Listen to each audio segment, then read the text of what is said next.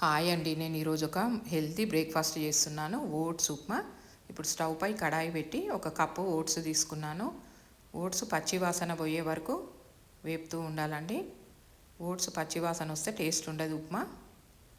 మంచిగా ఫ్రై చేయాలి, క్రిస్పీగా బాగా ఫ్రై అయితేనే టేస్ట్ ఉంటుంది ఉప్మా. ఇప్పుడు స్టవ్ పై కడాయి పెట్టి ఆయిల్ వేసుకొని హాఫ్ టీ స్పూన్ ఆవాలు, హాఫ్ టీ స్పూన్ జీలకర్ర వేసుకొని ఒక హాఫ్ ఇంచు అల్లం ముక్కను సన్నగా స్లైసెస్ లాగా కోసుకోవాలండి. ఆవాలు జీలకర్ర చిటపటలాడుతుండగా అల్లం ముక్కలు వేసుకోవాలి. అల్లం పిల్లలకు నచ్చకపోయినా పెద్దవాళ్ళకి చాలా ఇష్టం అండి. ఉప్మాలో అల్లం ముక్కలు వస్తే చాలా రుచిగా ఉంటుంది. అక్కడక్కడ అల్లం పీసెస్ వస్తే అవి కూడా వేగాక పల్లీలు వేసుకోవాలండి. పల్లీలు మంచిగా వేపాలండి దోరగా. ఓట్స్ ఉప్మా బ్రేక్ఫాస్ట్ లాగా చేసుకోవచ్చు, డిన్నర్ లాగా కూడా చేసుకోవచ్చు అండి. వెయిట్ లాస్ అవ్వాలనుకున్న వాళ్ళకి ఇది ఒక మంచి బ్రేక్ఫాస్ట్ రెసిపీ. చాలా బాగుంటుంది. వేడివేడిగా తింటే చాలా రుచిగా ఉంటుందండి ఓట్స్ ఉప్మా.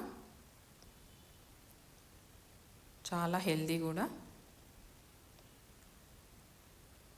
పల్లీలు వేగాక పల్లీలను మంచిగా వేపాలండి. ఒక మీడియం సైజ్ ఆనియన్ వేసుకోవాలి కట్ చేసి. ఒక 4-5 పచ్చిమిర్చి వేసుకొని ఒక 2 క్యారెట్లను కట్ చేసుకొని వేసుకోవాలి. కరివేపాకు, మీ రుచికి సరిపడా సాల్ట్ వేసుకొని మంచిగా వేగాలండి. అన్నీ కలిపి రెడ్డిగా వేపితేనే టేస్ట్ ఉంటుంది ఉప్మా. ఇప్పుడు 1 కప్పు ఓట్స్ తీసుకున్నాం కదండి, 1.5 కప్పు వాటర్ సరిపోతాయి. 1.5 కప్పు వాటర్ వేసుకొని వాటర్ మసులుతుండగా ఒక కప్పు ఓట్స్ వేసుకుంటే సరిపోతుంది.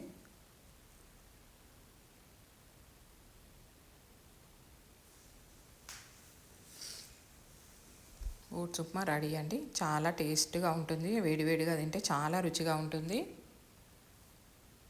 పిల్లలకు పెద్దలకు ఎంతో ఇష్టమైన ఓట్స్ ఉప్మా.